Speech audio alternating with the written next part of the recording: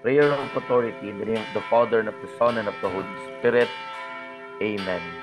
Lord Jesus Christ, in your most holy and powerful name, I bind and silence all powers and forces that do not accept you as Lord and King.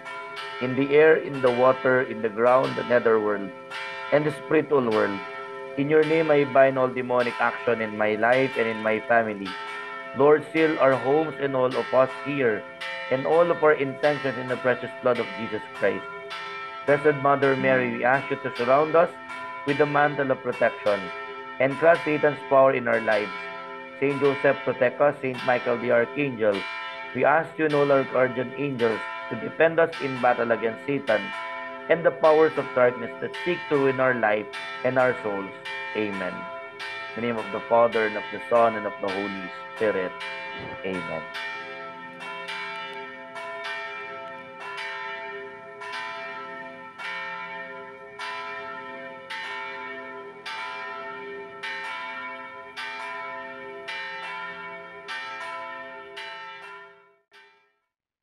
Kumusta po kayo mga kapatid? Ito po muli ang inyong kaibigang exorcist, si Father Carty Macalino, isa sa mga exorcist ng Archdiocese of San Fernando, Office of Exorcism. Ngayon pong episode na ito, dahil nauuso po yung gabi ng lagim, katatakutan, ating pong titingnan ang realidad ng mga lugar na kung saan may mga masamang espiritu or haunted houses. Totoo ba ang mga ito? Sa larangan po ng spiritual liberation and exorcism, totoo po na merong haunted houses. Kaya lang po ang tawag sa ministry ay demonic infestation or infested places. Ibig sabihin, nagpaparamdam ang masamang espiritu sa lugar na yon. It's either nakikita sila, nararamdaman, naririnig, o kaya naman nakikitang gumagalaw mga bagay, yung tinatawag na poltergeist.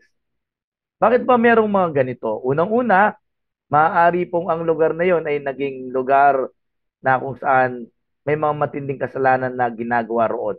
Halimbawa po, naging abortion clinic, naging sex den, naging drug den po yun. Or, kundi pwede pong naging lugar ng occult practices. May mga dati po mangkukulam na ginamit yung lugar na yun, mga mambabarang, at iba't iba pang healing or occult practices na ginawa sa lugar na yun. At pwede din naman po na infested ang lugar na yon dahil po ang mga taong doon ay nananatili sa grabing kasalanan or they are living in the state of sin. Kaya nararamdaman nila ang mga ito sa kanilang mga lugar or sa mga places na merong evil spirits or nakikita at nararamdaman. Pag meron pong ganito, ano pong muna natin gagawin? Una po, siyempre, natural lang po yung matakot tayo. Pero unang-unang gagawin po, seek the help of the church. Huwag po kayo pumunta sa mga occult practices, sa mga albularyo, sa mga tatawas. Punta po kayo sa simbahan dahil sa inang simbahan lang po ipinagkaloob ng Diyos ang kapangyarihan na magpalayas ng masamang espiritu, hindi po kung kani-kaninong quack doctors po.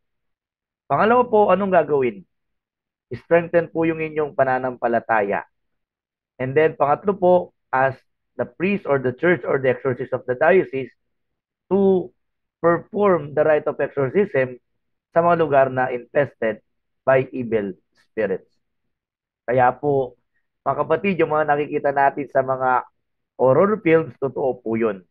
Dahil yan ang realidad ng kasamaan ng demonyo. Subalit, huwag tayong matakot dahil mas makapangyarihan ng Panginoon. There is a prayer of exorcism to liberate the place from the evil spirits who are present in those places. Muli po, sa susunod na episode po ng ating usapang exorcism and spiritual liberation.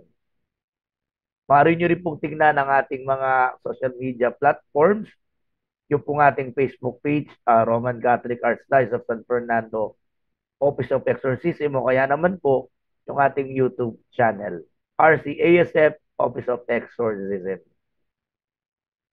Sa muling episode po muli, ito po si Father Carty Macalino. Tayo po yung magtatapos sa cleansing prayer.